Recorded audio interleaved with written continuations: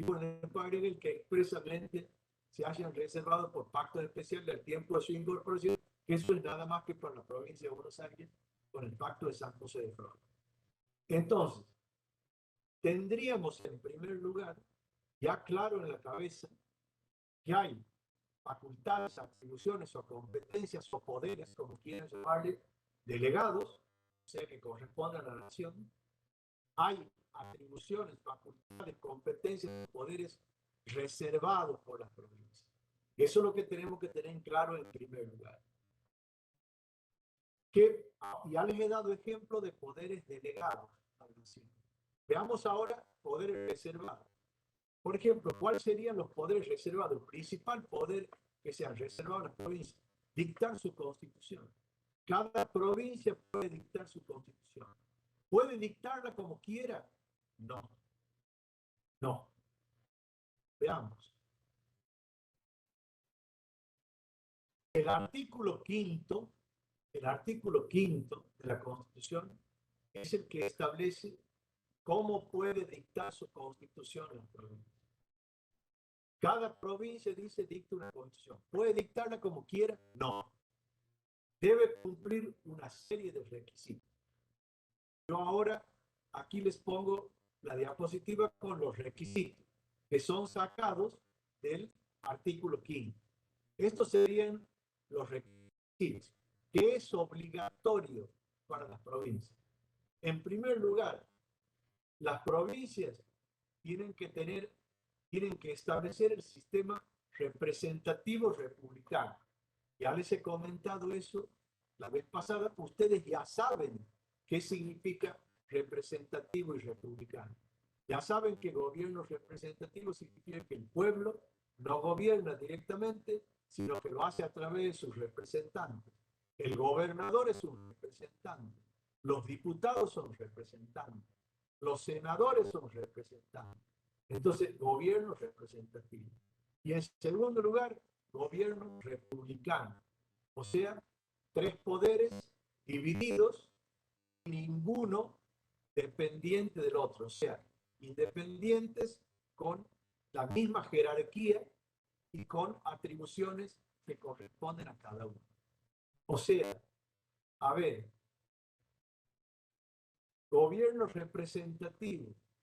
Nosotros, los santiagueños, dentro de unos días, el 14 de noviembre, vamos a elegir a nuestros representantes locales. Vamos a elegir gobernador, vamos a elegir 40 diputados provinciales y también vamos a elegir 3 diputados nacionales que son nuestros representantes al gobierno nacional. Entonces, esos van a ser nuestros representantes y en nuestra constitución tiene que estar el sistema representativo. ¿Podría estar el sistema de democracia directa en nuestra constitución? No, no, está prohibido, es obligatorio el sistema representativo. En segundo lugar, ¿podríamos establecer en Santiago un sistema monárquico? No. Ya les he dicho yo, ¿puede haber rey de Santiago? No. Podrá haber, ya les he dicho, rey de la noche, rey de la guaracha, como hemos dicho. Podrá haber reina de la primavera. Mañana, el 21 de septiembre, podrán elegir la reina de los estudiantes, digamos. Todo lo que quieran, pero no hay rey de Santiago institucionalmente. La provincia es obligatoriamente una república. O sea, ustedes ya saben que es república, ya saben toda la definición de república, ya saben que el poder está dividido en 3 poderes, sin jerarquía, ninguno tiene más jerarquía sobre el otro. Entonces, primera limitación, tiene que tener sistema representativo republicano. A ver, paro ahí como para ver si me quieren preguntar algo. ¿Está todo bien hasta aquí? Sí, profe. Bien. ¿Todo bien entonces? Bueno. Sigamos entonces. Lo segundo que es obligatorio es que las constituciones provinciales también están obligadas a establecer los principios, las declaraciones y las garantías de la Constitución Nacional. ¿Eso qué significa?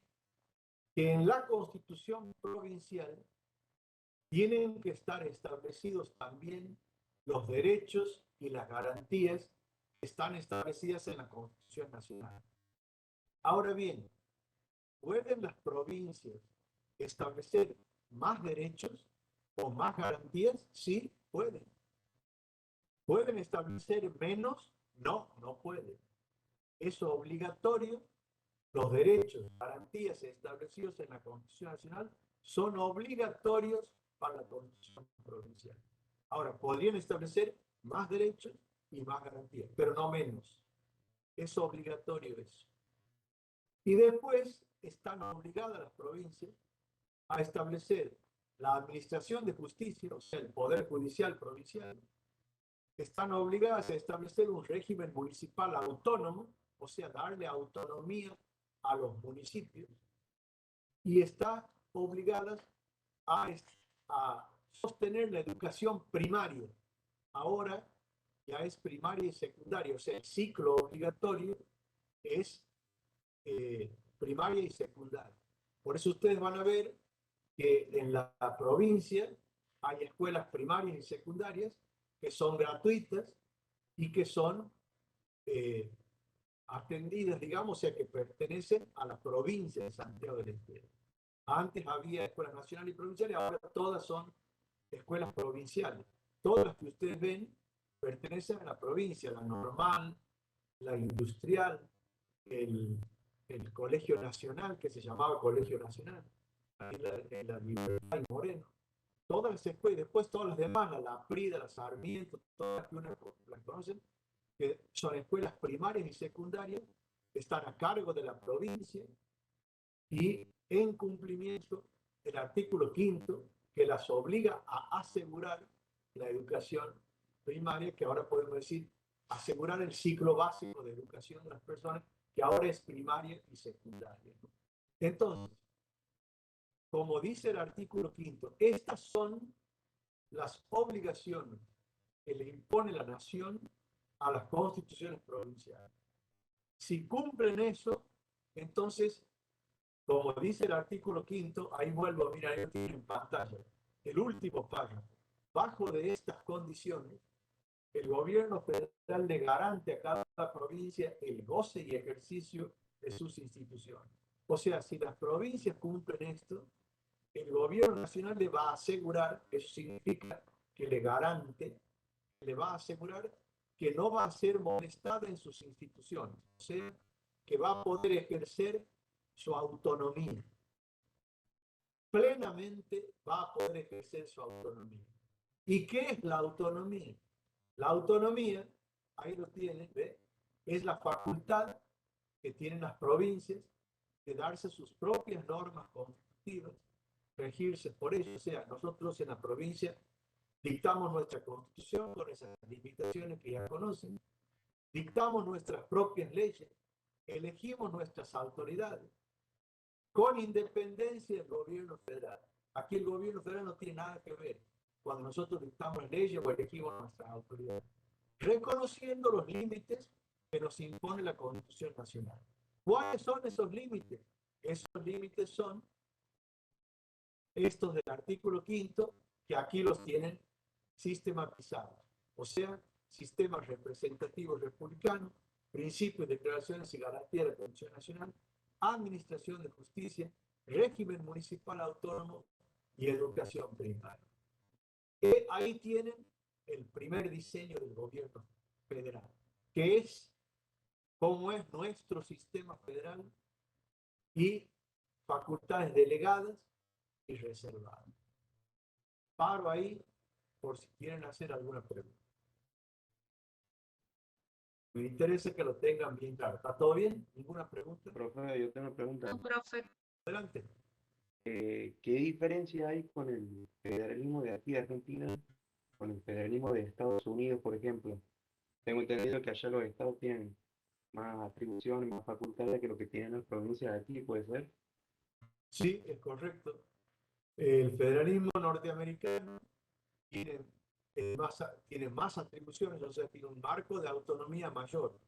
La principal diferencia sería en la autonomía de uno y de otro, es que estaría en los códigos, ¿no es cierto? O sea, en la parte normativa, ¿no? Ustedes de los códigos ya saben porque en la primera mitad del año han tenido derecho privado, ahí han estudiado el derecho civil, ¿no? El, nosotros, como les he dicho recién, conforme a nuestro sistema, artículo 75, inciso 12, las provincias le han delegado a la nación la facultad de dictar los códigos. Por eso el Código Civil Comercial es el mismo para todo el país, el Código Penal es el mismo para todo el país, el Código del Trabajo y la Seguridad Social es el mismo, el Código de Minería es el mismo. En Estados Unidos no. En Estados Unidos los códigos de fondo que le llamamos, o sea, eso que acabamos de decir, son estaduales. O sea, cada estado, que sería cada provincia para nosotros, tiene su propio código civil, tiene su propio código penal, tiene su propio código laboral, etcétera, etcétera. Esa sería una de las principales diferencias. ¿Está bien? Bien, ¿Claro? bien, bien, gracias. Bien, ¿alguna otra pregunta, chicos?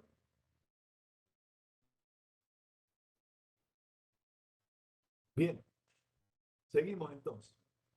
¿Qué pasa entonces? Decíamos recién les decía, ¿qué pasa? Ahí está el 123, ¿no? Yo les decía recién, ¿qué pasa si la provincia no cumple? Ahí en el artículo 5 veíamos que les decía, bajo estas condiciones, el gobierno federal le garantiza a cada provincia el goce y ejercicio de sus instituciones. ¿Y qué pasa si no cumple? Si una provincia, por ejemplo, no respeta el sistema representativo republicano, entonces, en ese caso, viene lo que se llama la intervención federal, que sería el último punto de nuestra bolilla, ¿no es cierto? Que es la intervención federal.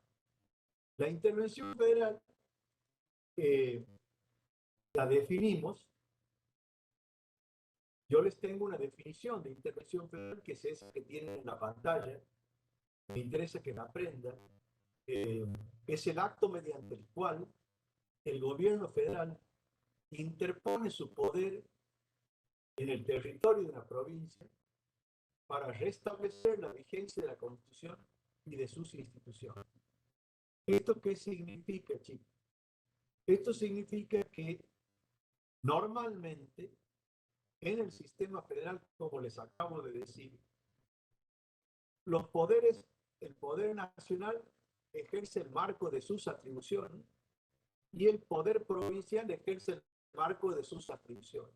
Ya saben que cuando decimos atribuciones es lo mismo que decimos competencias, facultades, ¿no es cierto? Poderes, es lo mismo, ¿no? Poderes en el sentido de qué puedo hacer, qué puede hacer una provincia, qué puede hacer la nación. Yo trato de no usar la palabra poderes para que ustedes no se confundan con el poder ejecutivo, poder legislativo, ¿no es cierto? Entonces, por eso hablo de facultades y atribuciones. Normalmente, la nación ejerce sus atribuciones, sus facultades, y la provincia ejerce la suya, como dice el artículo que les hacía ver recién, sin intervención del gobierno federal, ¿no es cierto? O sea, decía, asegurando su autonomía, el gobierno federal no interviene. O sea, no hay intervención del gobierno federal en la decisión de las provincias. Ahora bien, en determinados casos, en determinadas situaciones de emergencia, o sea, de excepción o extraordinarias, en esos casos, entonces, sí puede el gobierno federal, está habilitado por la Constitución para interponer su poder en la provincia. No, repito, normalmente no lo puede hacer. Nosotros los santiagueños vamos a ir el 14 de noviembre a las urnas. No va a haber ninguna autoridad federal aquí inmiscuyéndose en nuestra decisión, y libremente los santiagueños vamos a elegir gobernador, vamos a elegir diputados provinciales. Bien, los comicios van a estar custodiados por la autoridad nacional, pero eso es simplemente porque son simultáneas con la elección de diputados nacionales. Pero si no fueran simultáneas, por ejemplo, si aquí en Santiago se decidiera que la elección de gobernador y diputados provinciales va a ir separada de la elección de diputados nacionales, solamente habría autoridades provinciales. Entonces, el gobierno federal no se inmiscuye en nuestras decisiones, salvo intervención federal que se da en estos casos. Artículo 6. Aquí el artículo 6. Ese es el artículo de esos que ustedes van a aprender. Es decir, el gobierno federal interviene en el territorio de la provincia, dice, para garantir la forma republicana de gobierno o repeler invasiones exteriores y la requisición de sus autoridades constituidas para sostenerlas o restablecerlas si hubiesen sido depuestas, dice, por la sedición o por invasión de otra provincia. Lo que he hecho ha sido clarificarles el artículo para que ustedes lo puedan entender mejor. ¿Cómo hacemos? Entonces, ahí va la diapositiva donde está clarificado. Tenemos dos clases de intervención. Ustedes así me van a explicar. Tenemos dos clases de intervención. Una se llama reconstructiva, no interesa, chicos, el nombre, si no se lo acuerdan, no importa. Una se llama reconstructiva y la otra ejecutiva. Lo que me interesa es que tengan claro que en una, el gobierno federal interviene por sí. Eso significa de oficio. De oficio significa cuando lo hace por sí mismo, sin que la provincia se lo pida. Eso significa de oficio. ¿Esa cuándo sucede? En dos casos. Cuando en la provincia no está garantizada la forma republicana de gobierno o cuando hay invasiones exteriores. Explico, chicos. No está garantizada la forma republicana de gobierno. Ustedes ya saben, porque yo se los he enseñado, ya saben que las formas republicanas de gobierno tienen toda una definición, ¿no es cierto? Comunidad política organizada sobre la base de todos sus miembros, cuyo gobierno es simplemente el pueblo, elegido por el pueblo de tiempo en tiempo, responsable ante el pueblo. Y ahí sacan todos los caracteres, igualdad popular, todos los caracteres. Y la principal característica que no está en la definición, la división de poder. Entonces, si en una provincia el poder no está dividido, o sea, si en una provincia un poder está concentrando las funciones de los otros poderes, o sea, si el poder está concentrado y no dividido, entonces no está garantizada la regla de gobierno y ahí interviene el gobierno federal. Ese sería el primer caso. Ya vuelvo sobre esto, chicos, con ejemplos para que ustedes lo puedan entender mejor. El segundo caso en que el gobierno federal interviene por sí mismo es repeler invasiones exteriores. Por ejemplo, que vamos a suponer que en una provincia limítrofe, vamos a poner Catamarca, invadida por Chile, por ejemplo. Tropas chilenas cruzan la cordillera e invaden Catamarca. Entonces, ante eso el gobierno federal interviene inmediatamente para repeler esa invasión exterior. No necesita que Catamarca se lo pida. Directamente el gobierno federal viene con sus tropas, interviene en la provincia y repele la invasión exterior. Y después, la segunda clase de intervención es la que se llama ejecutiva, que como le dije recién, no es necesario que se acuerden el nombre, simplemente sepa a requisición de las autoridades. O sea, requisición significa a pedido de las autoridades locales. O sea, supongamos que el gobernador de la provincia o la Cámara de Diputados pidan al gobierno nacional que intervenga a la provincia de Santiago del Estero. Eso se da en dos casos. En el caso de sedición y en el caso de invasión de otra provincia. Sedición, ¿qué sería? Sedición significa, ya les he enseñado a ustedes, ¿se acuerdan? Cuando alguien se arroga los derechos del pueblo y peticiona a nombre de este, comete delito de sedición. O sea, cuando alguien dice, señor, yo soy el poder en Santiago y derroca al gobernador, lo saca, derroca, y nosotros somos el poder. Eso es una sedición. Entonces ahí las autoridades depuestas significa las que han sido sacadas del cargo, le piden a la nación que intervenga para restablecer la vigencia de la Constitución y del orden constitucional. O en el caso de invasión de otra provincia. Por ejemplo, que a nosotros, Dios nos libre y guarde, nos invadan los tucumanos. Yo siempre pongo el ejemplo de los tucumanos porque he visto lo peor que nos podría pasar es que nos invadan los tucumanos. Y nosotros quedemos invadidos por los tucumanos bajo el poder tucumano, porque imagínense que terminaremos hablando como tucumanos, ¿no es cierto? Eso sería lo más grave. Lo digo en broma, por supuesto.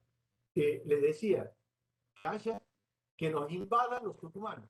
O en ese caso, el gobierno federal interviene en la provincia y los saca a los tucumanos de Santiago del Estero, ¿no? O sea, invasión de la provincia. Esos serían los casos reconstructivo y ejecutivo. Les repito, uno sería la nación de oficio por sí mismo o a pedido de las autoridades provinciales. En un caso, garantir la forma republicana, en otro, repeler invasiones interiores, y en el otro caso sería por sedición o por invasión de otras provincias. Eso, chicos, es intervención federal.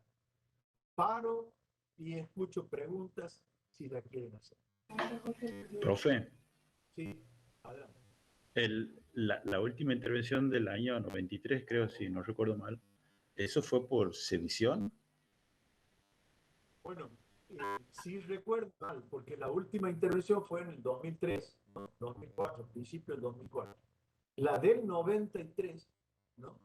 Es la que usted me pregunta. Sí, esa me pregunta, ¿no es cierto? Sí, en realidad quería saber sobre las dos.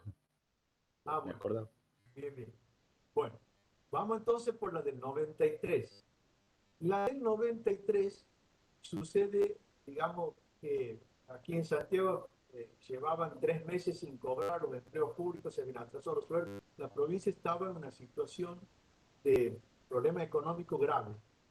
Entonces, comienza todo con una huelga, ¿no? Con movilización de los empleados de recursos hídricos y de Vialidad que vienen por la avenida Belgrano, doblan por la Rivadavia y se instalan al frente de la Casa de Gobierno. Ahí, en la Casa de Gobierno, primero empieza con las protestas, todo, después ya vuelcan y queman 2 o 3 autos, camionetas que estaban afuera estacionadas, y después ya como la policía no reprimía, entran directamente a la Casa de Gobierno, ya la policía había sacado a las autoridades, y sacó al gobernador, los ministros, todo, entraron y quemaron toda la Casa de Gobierno, de ahí cruzaron las tribunales, quemaron todos tribunales, fueron a la legislatura provincial que quedaba arriba del Teatro 25 de Mayo y quemaron la legislatura también. Claramente, después fueron y quemaron casas particulares. Claramente es una sedición. O sea, como usted bien lo dice, eso es una sedición. Alguien se arroga el derecho de sacar a todas las autoridades y quemar la sede de los 3 poderes. Pero fue tratado como garantir la forma republicana de gobierno. O sea, se dijo que en Santiago no estaba garantizada la Constitución, la vigencia y la forma republicana. Entonces fue por eso que esa es la causal que se utilizó. O sea, no se aceptó el pedido. Las autoridades habían sido depuestas. O sea, el gobernador de ese momento, en ese momento el gobernador que había sido sacado en el camión de los bomberos por la policía y llevado a la sede de la policía para poder protegerlo. La sede de la policía quedaba en aquel momento donde hoy es el Centro Cultural Bicentenario, en la Plaza Libertad, sobre la calle Libertad, ¿no? Ahí era la policía de la provincia, ¿no? Y ahí lo llevaron al gobernador para protegerlo ahí. Entonces, de ahí él pidió a las fuerzas federales que vengan porque había un caso de sedición. Sin embargo, el gobierno nacional no lo trató como sedición, sino lo trató como garantir la forma republicana de gobierno e intervino la provincia. Y fue depuesto el gobernador y todo, ¿no? Entonces, a su pregunta, fue por sedición, pero en realidad la intervención terminó siendo por garantir la forma republicana de gobierno. Profe, Sí, en ese caso, lo que el Poder Ejecutivo Federal interpreta como que en Santiago del Estero no estaban garantizados los tres poderes, la autonomía de ellos. exactamente. Como que no A estaba ver, garantizada la vigencia de la Constitución y el ejercicio de los tres poderes. Eso Profe, interpreta. ¿Sí?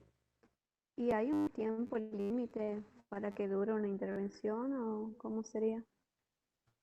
No, no hay un tiempo límite. Mire, de paso voy a anudar la grabación. Miren, la intervención significa que el gobierno federal, como les dije en la definición, interpone su poder. La intervención puede ser a los tres poderes, en ese caso, cesa el mandato del gobernador, cesa el mandato de la legislatura y los jueces no cesan, no puede quedar, o sea, la provincia no puede quedar sin jueces ni un minuto. Entonces lo que hace es, se pone en comisión, se llama, al Poder Judicial, que significa que los jueces pueden ser removidos de su cargo sin necesidad de juicio político. O sea, los jueces, el Poder Judicial pierde la garantía de la inamovilidad. Ese es el efecto que produce la intervención federal. La pregunta, ¿puede intervenir uno solo de los tres poderes? Sí. Porque podría solamente deponerlo al gobernador, sí. Y seguir la legislatura y el Poder Judicial, sí. ¿Puede solamente intervenirse el Poder Legislativo y sigue el gobernador y la legislatura? Sí. ¿Puede intervenirse, perdón, sigue el gobernador y el Poder Judicial? Sí. ¿Puede intervenirse solamente el Poder Judicial y sigue el gobernador y la legislatura? Sí. ¿Puede intervenirse dos poderes? Sí. ¿Pueden intervenirse los tres? Sí. Ese sería el efecto, ¿no? Ahora bien, a la pregunta. En Santiago del Estero, contesto primero la de en Santiago del Estero, ambas intervenciones, las dos últimas, antes hemos tenido muchísimas. Somos de las provincias más intervenidas en la historia argentina. De las dos últimas, se han intervenido los tres poderes, o sea, ejecutivo, legislativo y judicial. Después el gobernador, cerrada, se le pone fin al mandato de los legisladores y en comisión el Poder Judicial. Se designa el gobierno federal, el interventor, digamos, sería el presidente. Nada más como el presidente tiene que presidir la nación, designa como si fuera un delegado de él, que sería el interventor federal.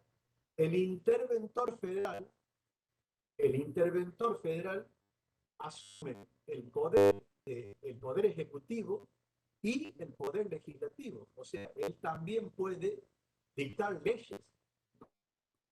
Y el Poder Judicial asume la facultad de destituir a los jueces y nombrar jueces. No resolver causas, eso no puede hacer. Lo que puede hacer es destituir jueces y nombrar otros jueces. Esos serían los poderes del interventor federal.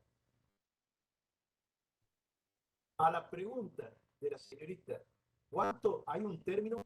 No hay un término, no hay un término. Para que ustedes tengan idea, a ver, vuelvo a contar, la de 1993 duró hasta 1995, o sea, duró 2 años y duró 2 años, ¿no? En realidad, se interviene en diciembre del 93 y se entrega el poder a las elecciones, entrega el poder en julio de 1995, o sea, no es tampoco ni 2 años, es 1 año y medio, ¿no?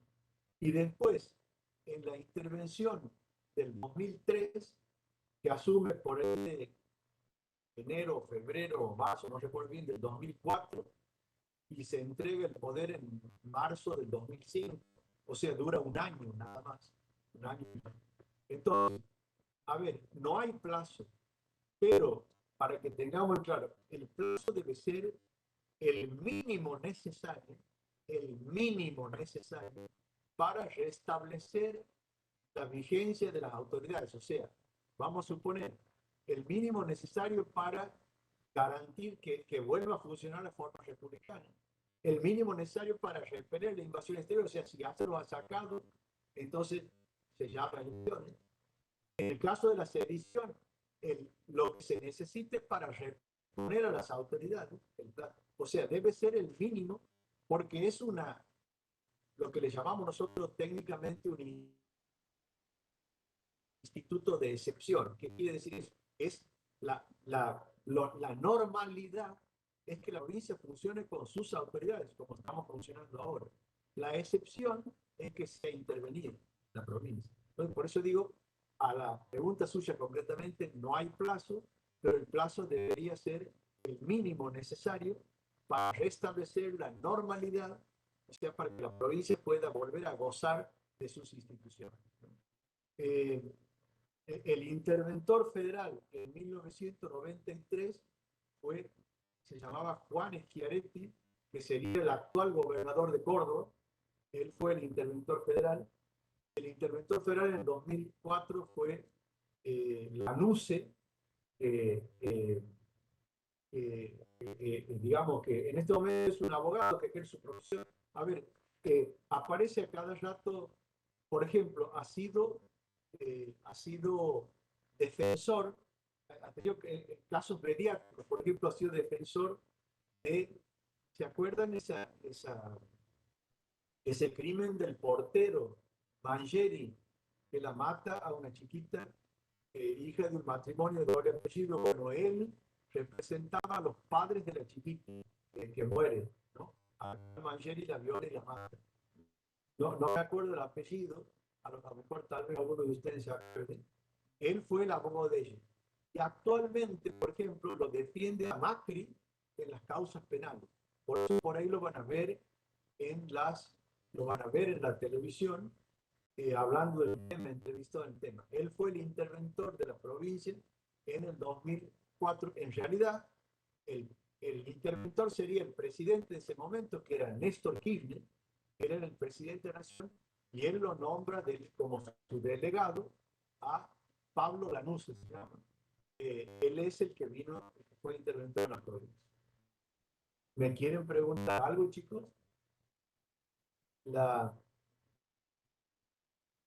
bien?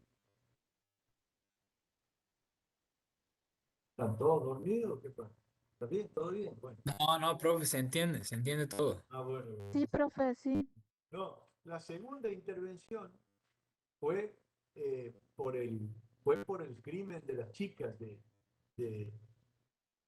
Leila y Patricia, dos chicas que aparecieron, cuyos cadáveres aparecieron en la dársena, tirados, mutilados. Entonces, se empieza la investigación, y lo que se decía era que en Santiago el gobierno de Juárez en ese momento, en realidad después la intervenida fue la esposa de Juárez, que el gobierno concentraba el poder, que el poder legislativo hacía lo que el gobernador quería, y que el poder judicial cumplía las órdenes dictadas por el gobernador. Entonces, que formalmente había división de poderes, pero realmente había concentración de poder.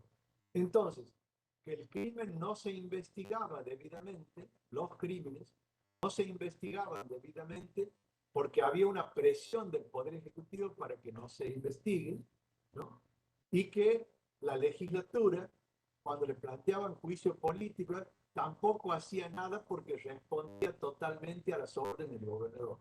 Entonces, en Santiago no había división de poderes, sino había un solo poder, un mandamás, digamos, un caudillo que mandaba concentrando el poder, y que no había división de poderes, y entonces no estaba garantizada la forma republicana de gobierno, y el Congreso dispuso la intervención federal a la provincia de Santiago del Estero. Esas son las dos últimas intervenciones. Las dos fueron por garantir la forma republicana del gobierno. En la segunda, sí, correctamente, porque había concentración de poder. En la primera, como les dije recién, en mi opinión era sedición, pero igual se utilizó la figura de garantir la forma republicana de gobierno. ¿Está bien? ¿Me quieren preguntar algo? ¿Quieren?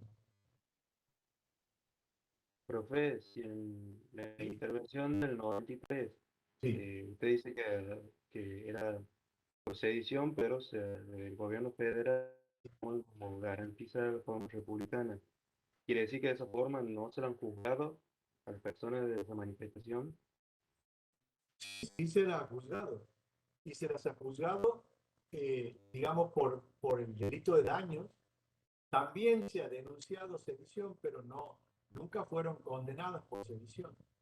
Sino fueron condenadas por los daños que cometieron. Condenados ninguno, ¿no? Nunca hubo un juicio de eso. Fueron denunciadas y esas denuncias quedaron después en la nada, ¿no? En algunos casos sí se siguieron adelante las causas, pero en definitiva nadie resultó condenado. Nunca hubo un juicio por esas personas. Pese a que se podían identificar, ¿no? Porque había filmaciones que los iban siguiendo. Yo le diría que solamente sufrieron las consecuencias algunas personas que, por ejemplo, ¿no? Te pongo un ejemplo. Hubo un dirigente, era dirigente político, médico, era dirigente político, el doctor Scrimini, de apellido, Scrimini, que en 1995, cuando Santiago volvió a la normalidad, fue elegido diputado provincial.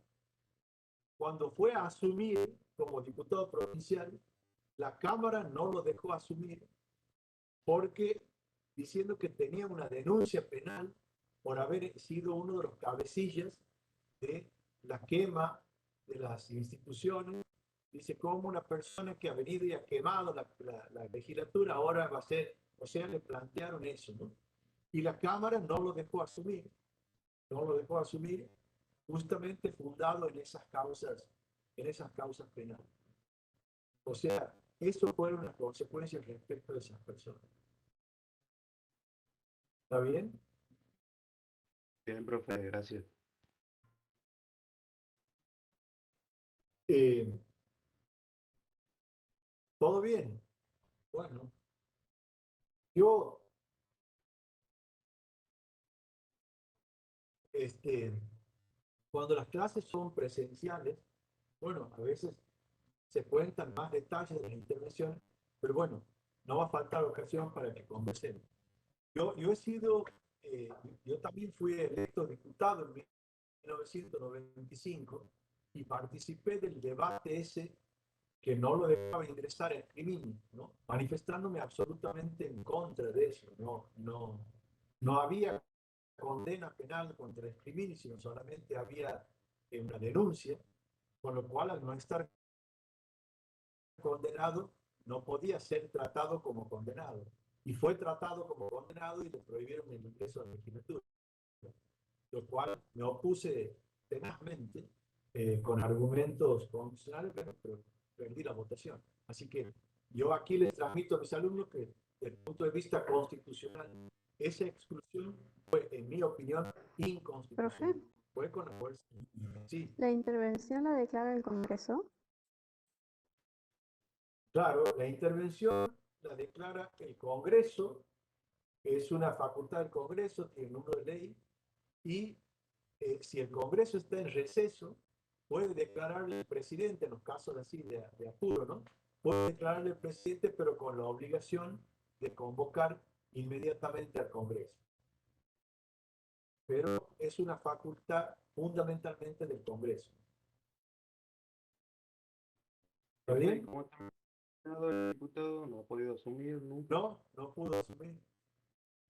Asumió el segundo en la lista, era la lista de una agrupación de izquierda, digamos, de un partido político de izquierda. O sea, habían hecho una alianza los partidos políticos de izquierda y asumió el que le seguía, habían sacado un diputado y asumió el que le seguía en el orden de la lista, que era una mujer, Ramos de apellido, una contadora Ramos de apellido, ella fue la que asumió y estuvo todo el mandato de 4 años. Me, me preguntan referencia histórica. Bueno, eh, le, con esto doy por terminada la bolilla, la unidad entera. Si me quieren preguntar algo de toda la unidad, entonces los escucho y si no, inmediatamente arrancamos con la unidad 3, que es lo que te había propuesto.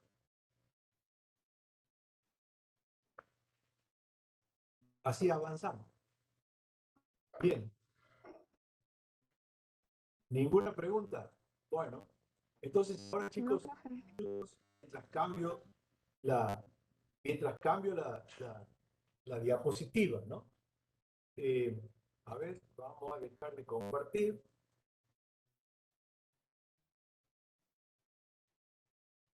Vamos a otro archivo. Sería la unidad 3. Les pongo la diapositiva de la unidad 3.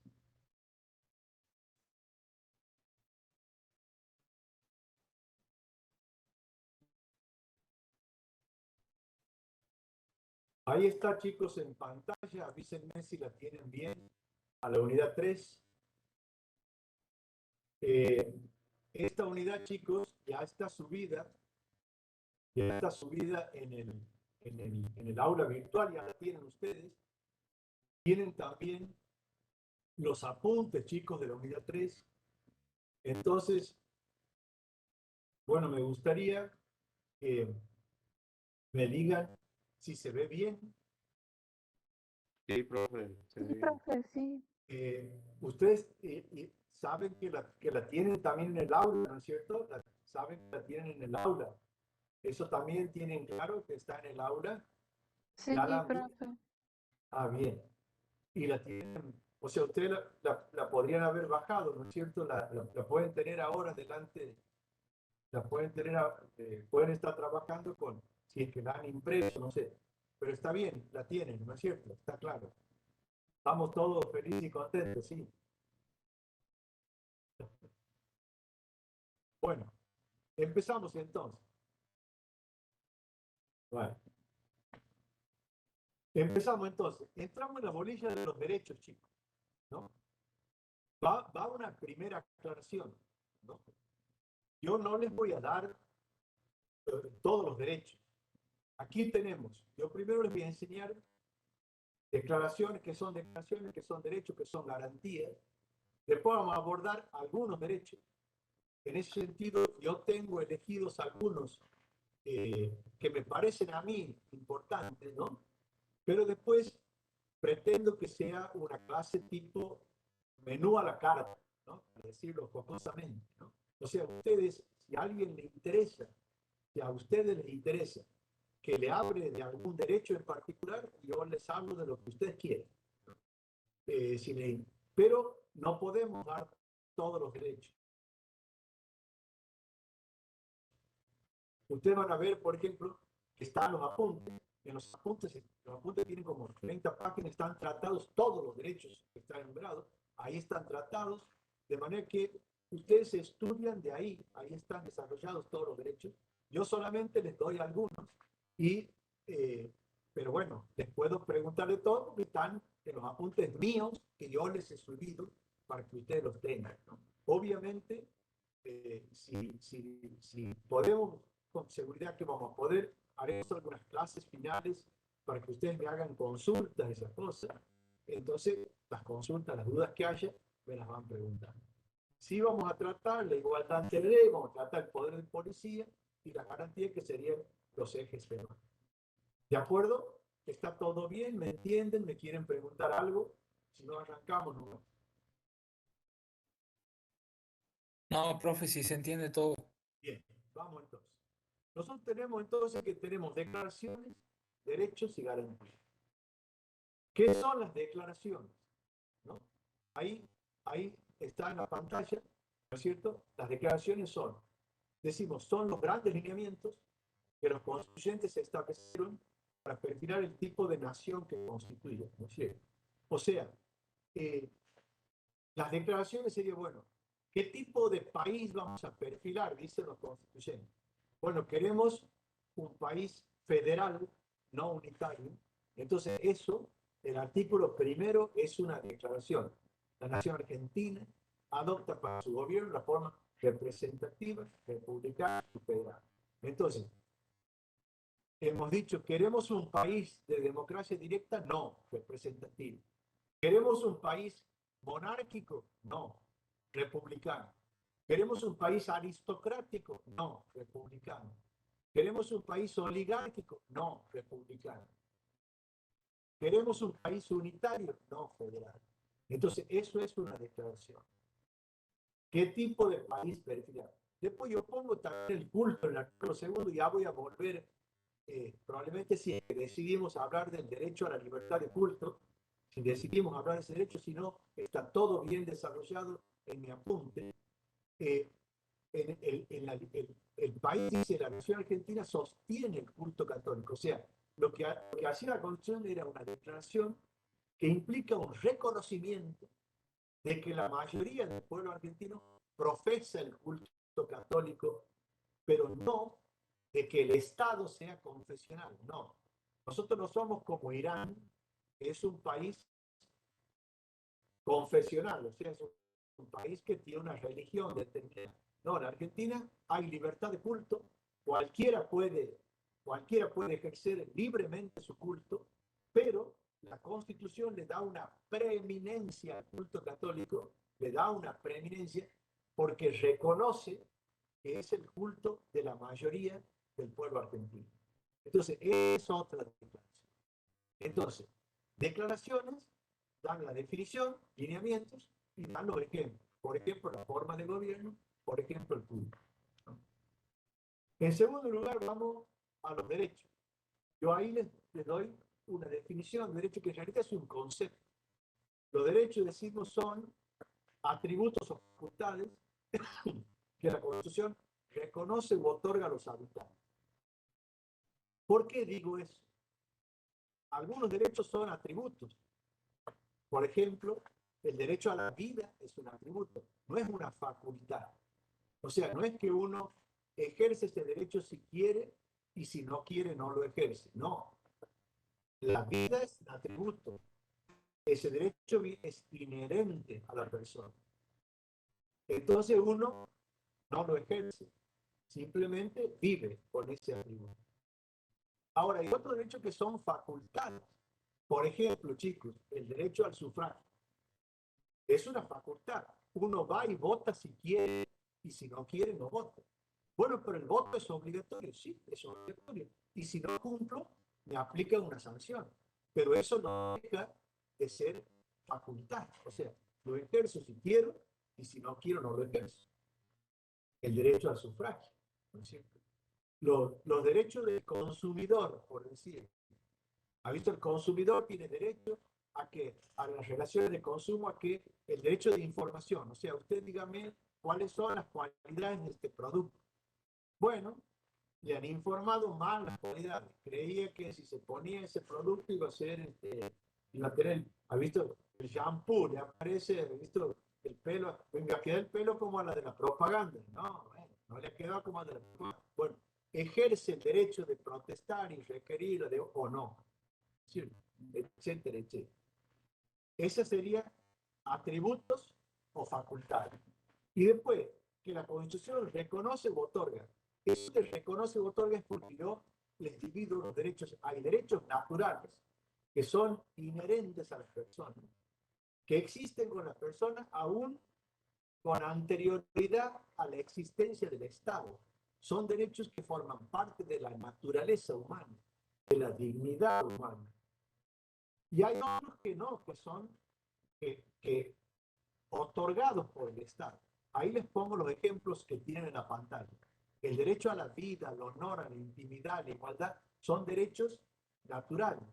Ahora, el derecho al sufragio, el derecho a los consumidores, no, esos son otorgados por el Estado. No son inherentes a la persona.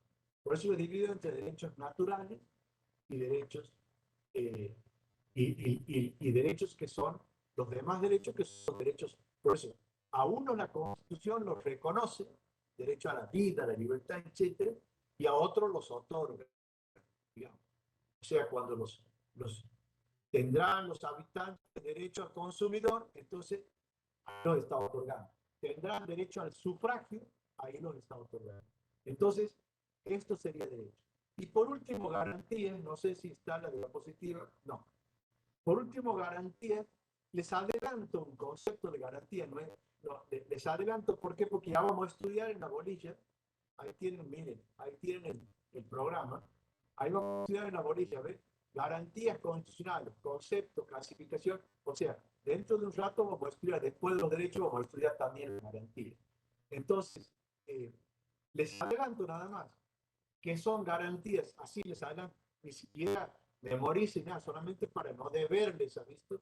Garantías cuando definamos, ya vamos a llegar a la definición para ver qué dice, son las seguridades jurídicas y constitucionales que la Constitución reconoce.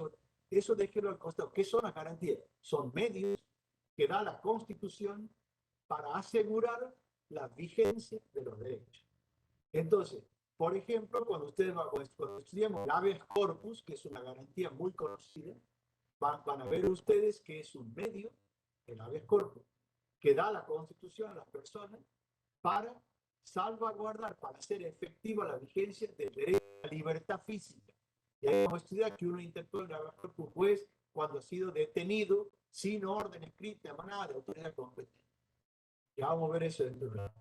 Entonces, sí, de entrada tenemos declaraciones, derechos y garantías. ¿Qué son declaraciones? Grandes lineamientos que establecieron los constituyentes para perfilar el tipo de país que constituía. Ahí lo tienen en la pantalla. Ejemplo, forma de gobierno. Ejemplo, culto. Segundo, ¿qué son los derechos? Los derechos son atributos o facultades que la Constitución reconoce o otorga a los habitantes de la nación. ¿Qué significa? ¿Por qué decimos atributos o facultades? ¿Y por qué decimos reconoce o otorga? Explicamos eso. Y ahí tienen el ejemplo de los derechos naturales y los derechos federales. ¿Qué son garantías? Ya vamos a llegar, ¿no es cierto? No se preocupen. Garantías son la seguridad jurídica, institucional, etcétera, ya vamos a explicar. Entonces, primero, declaraciones, derechos y garantías. Ahí está. Paro ahí. ¿Está bien? ¿Estamos bien? Sí, profe. Sí, profe. Vamos entonces. Sí, profe. Bueno. Ahora viene un momento. yo solo me río porque ya les he dicho, chicos, que tengo 40 años al frente de esta aula, ¿no es cierto? Entonces, esto lo he hecho 40 veces, vamos a decir. Yo normalmente, a ver, ¿dónde están los derechos? ¿No? Yo a ver, ¿qué les digo? Que viene ahora un momento muy solemne. O sea, todos ustedes, por ejemplo, que han prendido la computadora para que estén presentes y están durmiendo así tapados, así, ¿no es cierto? ¿Ah? O han perdido la computadora y están viendo Netflix en otra cosa. Bueno, en este momento, les recomiendo que se destapen, ¿no es cierto? Laven un poco la cara y apaguen Netflix, dejen de hacer lo que están haciendo, lo mejor está. Bueno, porque, ¿por qué le digo solemne? Porque lo digo, yo lo que voy a decir en este momento, cómo voy a explicar en este momento que está más o menos resumido ahí en la diapositiva que está en la pantalla, lo voy a preguntar seguro en el examen, seguro. Al que le toca esta bolilla le pregunto esto que voy a hablar ahora, seguro. Y lo que normalmente hago es, miren, cuando me miran con cara como diciendo, ¿de dónde me viene a preguntar esto? Me mira como diciendo, no, mi hermano. No, yo qué le digo, mire, yo el día que le enseñé esto, le avisé que se lo voy a preguntar en el examen. Así que cuando lleguemos al examen, ahora les digo, chicos, cuando lleguemos al examen, estemos frente a frente, ustedes conmigo. Yo te voy a hacer acordar de este momento. Así les digo yo a los chicos. Lo voy a hacer acordar de esto. Entonces, cuando estemos en el examen, yo le hago esta pregunta. Entonces ustedes van a decir, cuando me miren como diciéndome, me está matando, ¿no? Yo le voy a decir, no me mire así. Yo le anticipé en la clase que le iba a preguntar esto y le dije en la clase que le iba a hacer acordar de este momento. Así que por eso entramos en un momento solemne de la clase. ¿Está bien? ¿Me quieren preguntar algo? ¿A todo claro? No, profe. No, profe. segmento solemne de la clase. Bueno. Los derechos están numerados, así van a decir ustedes. Ustedes me van a decir en el examen el 10%, miren con lo que me conformo, lo que estoy por decir yo ahora. Los derechos están enumerados fundamentalmente en el artículo 14 de la Constitución. Por supuesto, están enumerados en el 14 bis, que están los derechos sociales, y también, mayormente, están enumerados en los tratados internacionales de derechos humanos que están incorporados con jerarquía constitucional, enumerados en el artículo 75 y 22, más lo que se han incorporado o se incorporen en el futuro. Entonces, ¿qué dice el artículo 14? Pregunta de esa. Normalmente, esto es lo que les digo, dicen, bueno, el artículo 14 dice que los habitantes tienen derecho a estar, permanecer, transitar, navegar y comerciar. No. Díganme, ¿qué dice el artículo 14? ¿Cómo empieza? Entonces, el artículo 14, chicos, empieza con una frase que dice así: los habitantes de la nación, ténganlo al artículo 14. A ver, no. Los habitantes de la nación, no lo tengo puesto aquí en la diapositiva. Los habitantes de la nación gozan de los siguientes derechos conforme a las leyes que reglamentan su ejercicio. Así empieza el artículo 14. Yo le voy a preguntar, ¿qué quiere decir eso? Explíqueme qué quiere decir. Ahí viene el momento ese solemne que les acabo de decir. Y ustedes, la respuesta correcta de eso es, la siento grabada, si ustedes después la ven, eso le voy a contestar. Como dice la diapositiva, eso quiere decir que los derechos son limitados, o sea, no son ilimitados. O sea, los derechos tienen límite. Nadie puede decir mi derecho no tiene límite, sino son limitados, y son limitados por el Estado por medio de las leyes. Leyes en sentido amplio. Ustedes ya saben que hay ley en sentido formal y ley en sentido material. Ya saben que la ley en sentido formal es aquella emitida por el Congreso, mediante el procedimiento establecido en la Constitución para la sanción y promulgación de la ley. Mientras que la ley en sentido material es toda norma de carácter general y obligatoria, puede ser ley, puede ser decreto, puede ser resolución, lo que fuera. Entonces, los derechos tienen límites. ¿Quién le pone los límites? El Estado. ¿Por medio de qué? De la ley. Ley en sentido formal o material. Ley en sentido material. Eso quiere decir. A ver, por ejemplo, chicos, yo tengo derecho a entrar, permanecer, transitar y salir libremente del territorio. O sea, yo puedo circular como quiero por la calle. O sea, tengo derecho a circular. Bueno, voy a ir por la avenida Roca, ¿no es cierto? Digo porque la tengo aquí. La avenida Roca, voy a ir del norte hacia el sur. No, mire, usted en la avenida Roca tiene mano de circulación de sur a norte. Así que usted no puede ir. No, pero ¿cómo? Yo tengo derecho a circular libremente. No. Tiene derecho a circular, pero su derecho no es ilimitado. Yo, Estado, le puedo poner límites porque yo necesito compatibilizar su derecho con el de los demás ciudadanos. Necesito asegurar determinadas finalidades, por ejemplo, la seguridad. Entonces usted hago las manos de la calle y después tampoco puede usted circular. A mí me encanta andar rápido. Entonces quiero andar 120. No, mire, usted tiene máximo 40, ¿no es cierto? Entonces, y tiene velocidad máxima.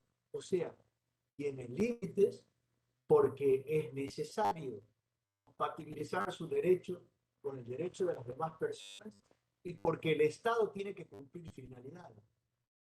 Miren, chicos, les acabo de poner un ejemplo de los que ponía antes siempre en los 40 años, pero ahora les puedo poner un ejemplo extraordinario para que ustedes lo entiendan perfectamente. Chicos, hemos estado en cuarentena. O sea, no es que no hemos podido circular con otra mano, no hemos podido salir de la casa. O sea, nuestro derecho a entrar, permanecer, transitar y salir libremente lleva prácticamente 1 año y medio cercenado.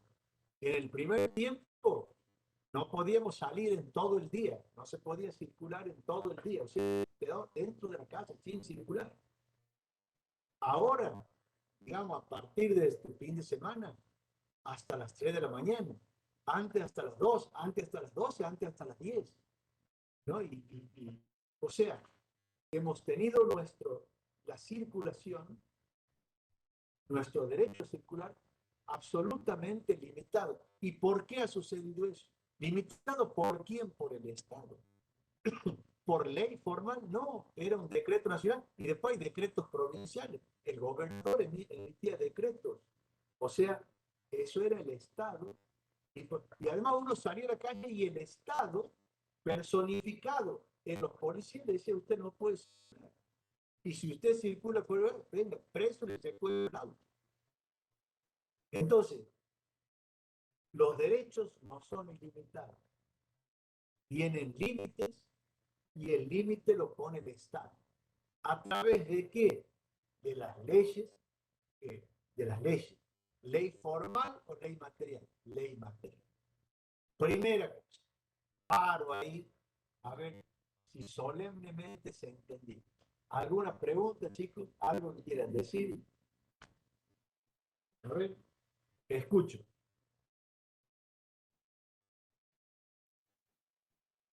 Profe, ¿podría definir con otros ejemplos la ley en sentido formal y ley en sentido material? Con otros ejemplos. Ponga otro Sí, pero ejemplo. no me quedó claro por eso. Mire, ley en sentido formal es la que emite el Congreso, ¿no? En el caso de la Nación, el Congreso, si es ley nacional, ha visto que tiene número, ley número 26.813, ¿no? Con un número, la emite el Congreso, la promulga el Poder Ejecutivo.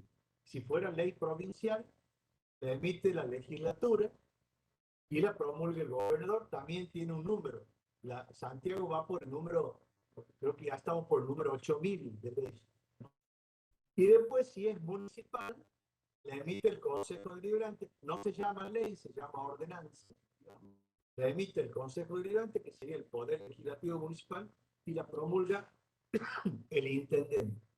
Esa es la ley en sentido formal, o sea, ley propiamente dicha, ¿no?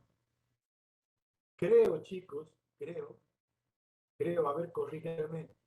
Yo les suelo usar un ejemplo muy vulgar, que no sé si los he usado con ustedes, que es el ejemplo de la Coca-Cola. Vamos a tomar Coca. ¿He usado ese ejemplo? Por favor, avísenme.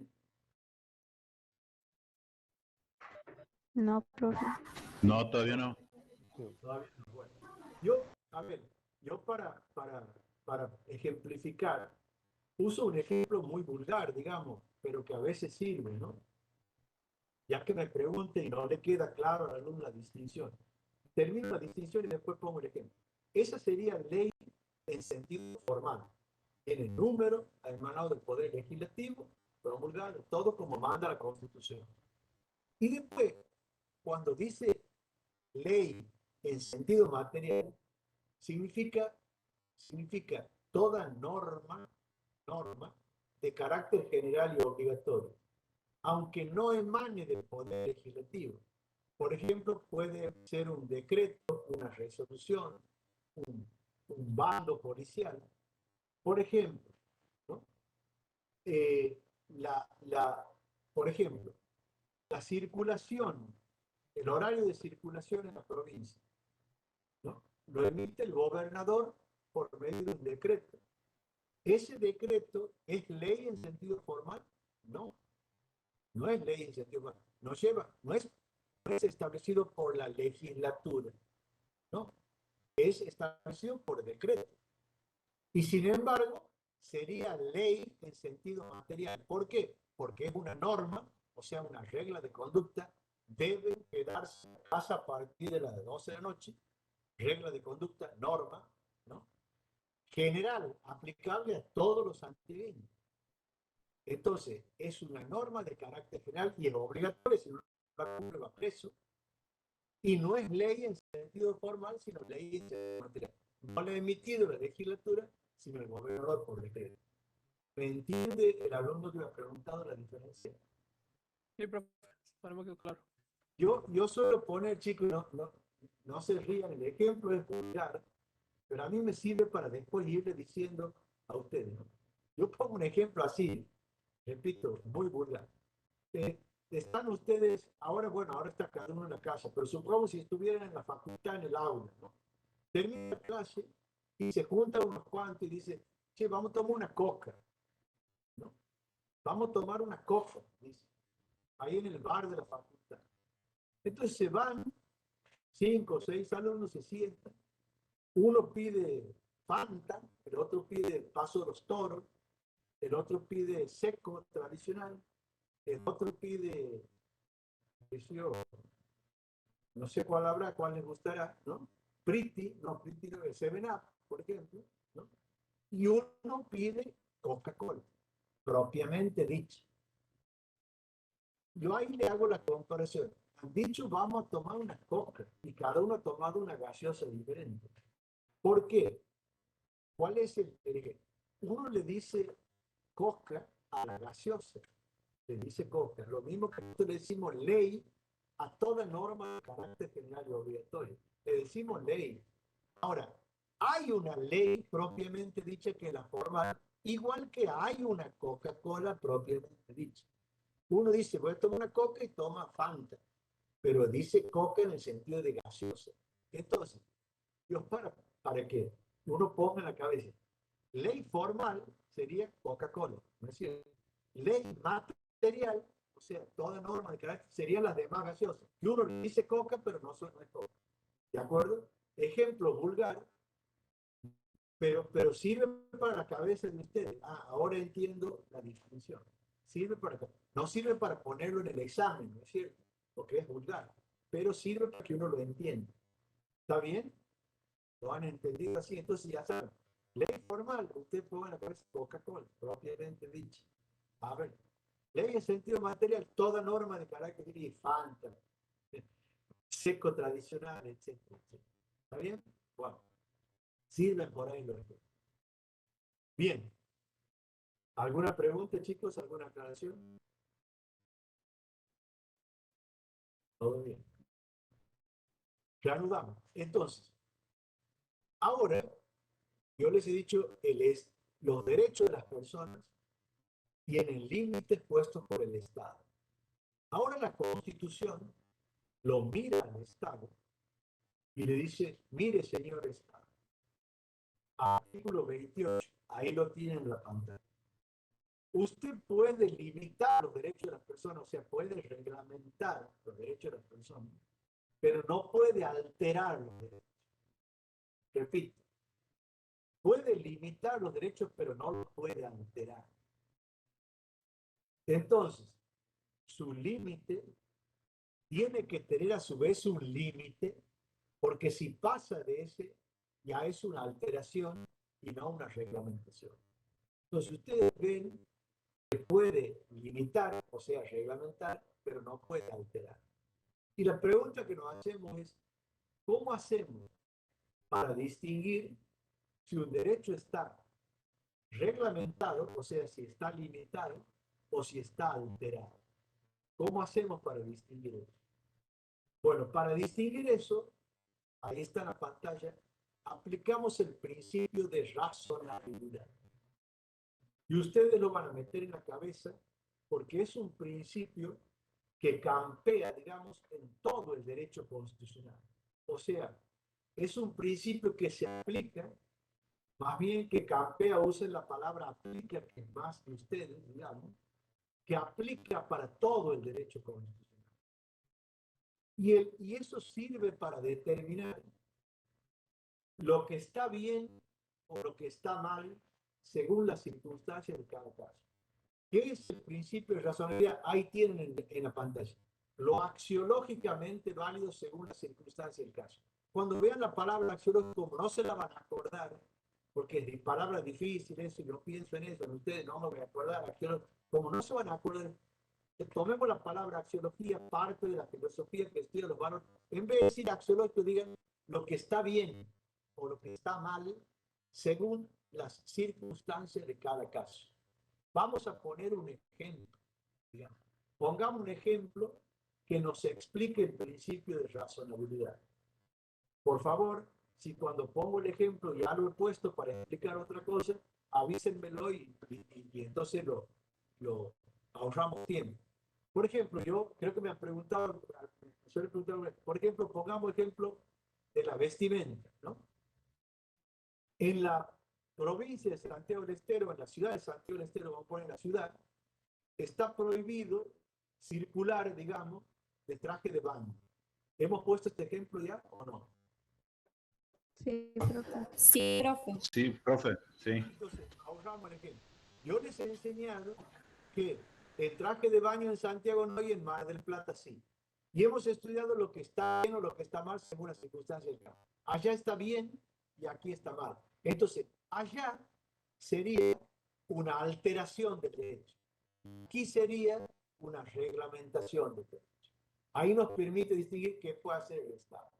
Ustedes piensen, chicos, piensen que la discusión que ustedes han visto sobre la cuarentena, que han visto en la televisión entre los que estaban a favor y en contra, lo que decían es, ¿está bien la cuarentena estricta o no está bien? Para uno decía, no es necesaria la cuarentena estricta porque están bien las medidas. ¿Viste? Que por ahí decía, ¿cómo? Se puede hacer esto y no se puede hacer esto otro. Y resulta que la posibilidad de contagio es lo mismo. Después, está bien que no puedan volver a clase cuando ya se puede, qué sé yo, ya se puede estar en confitería y no se puede volver a clase, por ejemplo, ¿no? Entonces, ¿eso está bien o está mal en estas circunstancias? Ese debate que ustedes han observado y del cual también probablemente ustedes tengan opinión. Ustedes probablemente tienen opinión a favor o contra lo que fuere. Entonces, ese debate es principio de razonabilidad. El Estado está poniendo un límite razonable o está alterando arbitrariamente mi derecho. Porque lo contrario, chicos, de lo razonable es lo arbitrario. Entonces, lo razonable es constitucional. Si el límite es razonable, o sea, está bien para estas circunstancias, entonces la norma es constitucional. Si el límite es arbitrario, o sea, está mal para estas circunstancias, es desproporcionado. Por ejemplo, con la cuarentena, los que están en contra dicen es desproporcionado. Tener la cuarentena, visto que dice que hemos tenido la cuarentena más larga del mundo, digamos, tener una cuarentena de varios meses para tener los mismos resultados que han tenido otros países con mucho menos. Entonces, evidentemente, es una medida no razonable, sino arbitraria. O sea, estaba desproporcionada, no estaba bien para las circunstancias del caso, según los detractores. Según los que están a favor, que está bien, porque si no hubiéramos tenido más casos, etcétera, etcétera. Entonces, resumiendo, chicos, el momento solemne, la pregunta. Los habitantes de la nación gozan de los siguientes derechos conforme a las leyes que reglamentan su ejercicio. ¿Qué quiere decir eso? Que los derechos no son ilimitados, sino que tienen límites. Que el límite le pone el Estado a través de las leyes en sentido material. Pero el Estado puede limitar los derechos, pero no los puede alterar. ¿Y cómo sabemos para saber si el derecho está limitado o alterado? Aplicamos el principio de razonabilidad, que es lo que está bien o lo que está mal según las circunstancias del caso. Si está bien, será un límite razonable, o sea, será una reglamentación razonable. Si está mal, será entonces una alteración arbitraria del derecho. Si me dicen eso, estamos del otro lado. Paro para que me pregunten lo que quieran. Escucho. Profe. Y sí, según aquí el principio, volviendo, llegando al mismo ejemplo que lo que hemos estado viviendo nosotros en el último año y medio, ¿quién tendría la razón? O nadie tiene la razón, o de última, nosotros deberíamos acatar lo que dicta el gobierno nacional. no lo entiendo. ¿Cómo? Sí, Siguiendo el principio en cuanto a lo que hacía referencia a la cuarentena, sí. sí, veía un canal de televisión y estaban totalmente en contra, veía otro canal y estaban a favor. ¿Cómo sería la razonabilidad en esos casos? No, bueno, a ver. Usted en la primera parte de su pregunta me ha dicho si debemos acatar. O sea, el acatamiento no se discute. Las normas hay que acatarlas. Bien, ¿Cierto? Si usted puede ser que haya gente o usted mismo que no esté de acuerdo con la norma. Ahora, en ese caso, yo les he enseñado la vez pasada, esa norma, según algunos, podría ser inconstitucional. Ahora, podemos opinar, y opinan muchos, como usted ve en los canales de televisión, opinan algunos que es inconstitucional y otros que no. Pero ¿quién decide sobre la constitucionalidad de la norma? Yo ya les he enseñado quién es. Decide el juez. En este caso, la corte sería en la escala jerárquica. Entonces, el ciudadano acata, porque debe cumplir la orden, aunque no esté de acuerdo, aunque le parezca arbitraria y aunque le parezca inconstitucional, debe acatarla, y si no está de acuerdo, puede plantear la inconstitucionalidad. Usted, por ejemplo, ustedes han visto que el gobierno nacional declara que no pueden volver las clases a la presencialidad en la ciudad de Buenos Aires. La ciudad de Buenos Aires, que es como una provincia, dice, no, nosotros no estamos de acuerdo, pero primero lo acatan, ¿no es cierto? Hacen el planteo judicial, sacan una medida cautelar y el juez es el que ordena que sí pueden ir a clase. Pero no podían las autoridades por sí mismas decir, nosotros como no estamos de acuerdo, no acatamos y vayan a clase. Eso no se puede hacer.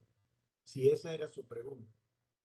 Esa era, ahora sí. Sí, sí, sí, bien claro, porque me acordaba del ejemplo ese claro. y bueno, Si usted no está de acuerdo, va al juez, ¿no es cierto? Y el juez decida, ya les he enseñado a ustedes en la bolilla 1 que el control de constitucionalidad, o sea, el órgano que determina si una norma es válida o nula por estar de acuerdo con la Constitución o en contra, es el Poder Judicial. Eso les he enseñado en la unidad 1. ¿A cargo de quién está en la Argentina el control de constitucionalidad? de ¿Alguna la otra? Corte Suprema. Sí, sí, sí, pregunten nomás, digan lo que quieran. ¿Todo bien? Sí, sí, ya salvada la duda, gracias, profe. Bueno, eh, yo les decía la clase pasada, les decía al comienzo de esta clase que de esta bolilla, ahora entramos a hablar de los derechos, cada uno de los derechos en particular, ¿no? Eh, yo les he dicho en aquella ocasión que eh, les he dicho que no les voy a poder dar todos los derechos, ¿no? Sino solamente les voy a dar algunos de los derechos, los que yo he considerado como si fuera más importante, ¿no? En realidad, les he dicho que también, si ustedes quieren que le hable de algún derecho en particular, bueno, entonces en ese caso me lo preguntan y yo hablo de ese derecho. Lo primero que queden claro, chicos, es que los derechos, les he dicho yo, están enumerados. Tenemos derechos enumerados y derechos implícitos.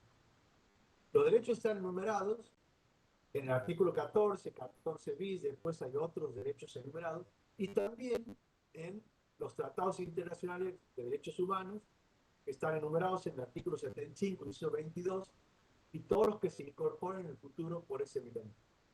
Ahí están los derechos enumerados, y los implícitos son aquellos que sí no están numerados, como dice el artículo 33, ¿no? Son el artículo 33 de la Constitución, si ustedes la tienen delante, van a ver que dice que las declaraciones de derechos y garantías que nombra la Constitución no serán entendidas como negación de otros derechos y garantías no enumerados, pero que nacen de la forma republicana del gobierno y de la soberanía del pueblo. Entonces ahí tienen, por ejemplo, el derecho al sufragio nace de la soberanía del pueblo, ¿no? Y nace de la forma republicana del gobierno. no estaba enumerado antes en la Constitución. Ahora ya está enumerado en el artículo 39, pero antes no estaba enumerado. Ahora sí.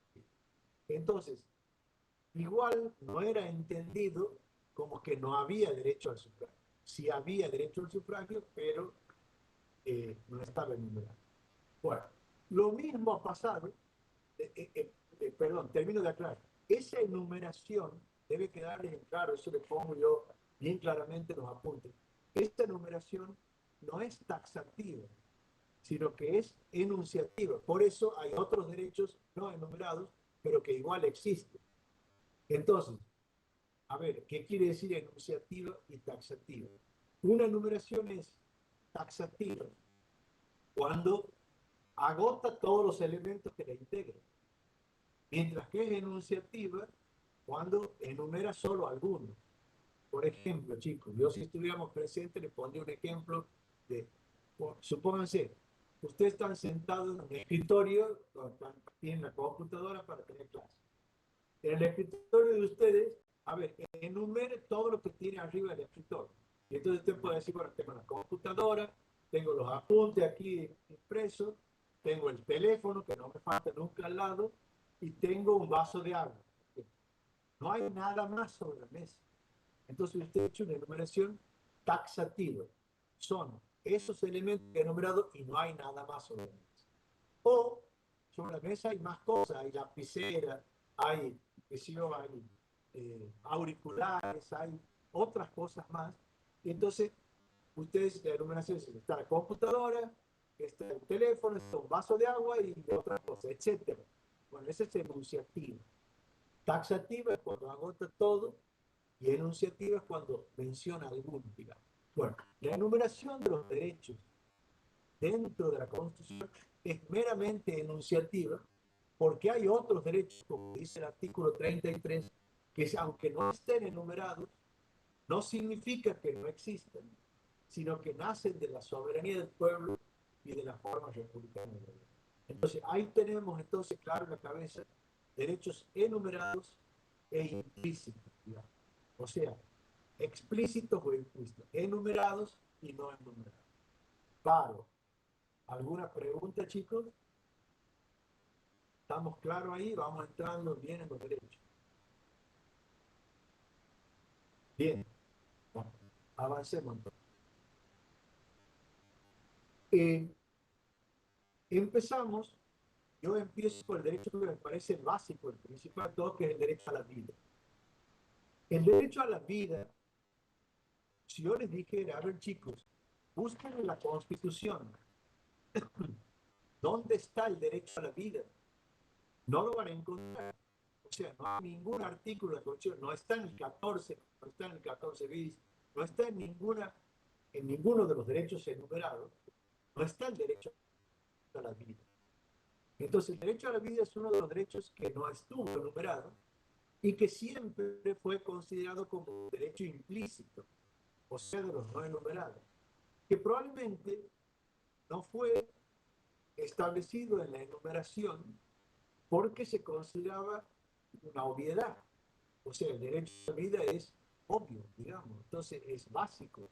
Para poder pensar en los demás derechos, educación, salud, propiedad, todo hay que tener vida. Si no hay vida, no hay. La vida sería el soporte de todos los demás derechos. Entonces, por eso no se lo enumeró. Ahora bien, el derecho a la vida está explícitamente en nuestro bloque de constitucionalidad, o sea, en nuestro bloque jurídico, porque está expresamente establecido en los tratados internacionales de derechos humanos. Ahí está establecido expresamente el derecho a la vida. Particularmente vamos a analizar el Pacto de José de Costa Rica, o sea, la Convención Americana de Derechos del Hombre, que es donde está establecido expresamente el derecho a la vida y diseñado de una manera determinada. Entonces, lo primero que tenemos que tener claro es, hoy en día, chicos, esto sí me interesa dejarlo, hoy en día ya prácticamente no hay derechos implícitos, o sea, no hay derechos no enumerados implícitos. Hoy en día prácticamente ya están enumerados todos los derechos por la gran cantidad de derechos que se han enumerado en los tratados internacionales. Con la jerarquización constitucional de los tratados internacionales, ya prácticamente no hay derechos implícitos. Por eso entonces, el derecho a la vida es un derecho enumerado en los tratados internacionales y aun cuando no está enumerado en la Constitución propiamente. Entonces, primera aclaración, el derecho a la vida no está en el texto constitucional, sino está en los tratados internacionales de derechos humanos. Bien, vamos a analizar el derecho a la vida en tres partes, digamos. En el comienzo de la vida, o sea, desde cuándo empieza el derecho a la vida. En segundo lugar, el transcurso, que podemos resumirlo en el derecho a una vida digna, digamos. Y en tercer lugar, el final de la vida, que sería la muerte, que lo podemos, que lo ponemos así como el derecho a una muerte digna. Vamos a saber entonces, ahí vamos a ver, en el caso de la muerte digna, ahí vamos a explicar qué es lo que hay, o sea, en los tres, digamos, las tres etapas, tenemos análisis de tipo jurídico. En el comienzo de la vida vamos a abordar el tema del aborto, o sea, ahí les voy a explicar cómo es el tema del aborto, de la ley del aborto y de la interrupción del embarazo. En el tema de la vida digna irán todos los que son los derechos inherentes a la dignidad de la persona humana, y en el tema de la muerte digna abordaremos el tema de la eutanasia, ¿cierto? Y lo que llamo hoy el consentimiento informado, o sea, ¿qué disposiciones se pueden hacer respecto de la forma de la muerte de una persona? Entonces, esto es lo que este es, digamos, la radiografía de lo que vamos a estudiar nosotros. ¿Alguna pregunta, chicos? ¿Alguna pregunta, algún comentario, alguna opinión, algo?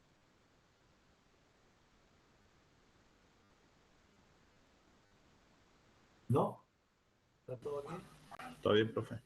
Bueno, tengo yo en el reloj de la computadora las 12:49, o sea, faltan 10 minutos. Y como estoy por empezar el tema del comienzo de la vida, son los 10 minutos que pertenecen a ustedes, porque les quito en el medio, digamos, les quito el recreo. Entonces, doy por terminada la clase de hoy para que empecemos la próxima clase ya de lleno en el tema del comienzo de la vida, todo tema tan importante, tan interesante en muchos casos, ¿no es cierto? Por eso doy por terminada la clase de hoy. Si, por supuesto, si me quieren preguntar algo, No, no sé si lo habrán nombrado, porque a mí se me cortó el internet justo en la mitad de la clase cuando estaba hablando sobre la intervención federal. Es muy similar la intervención que realiza el gobierno provincial hacia los municipios o las comisiones municipales. Sí, no, digamos, es similar el efecto, digamos, pero no las causales, ¿no? En el caso de la intervención de la provincia, del municipio, las causales son mucho más taxativas, o sea, son mucho más estrictas en su interpretación.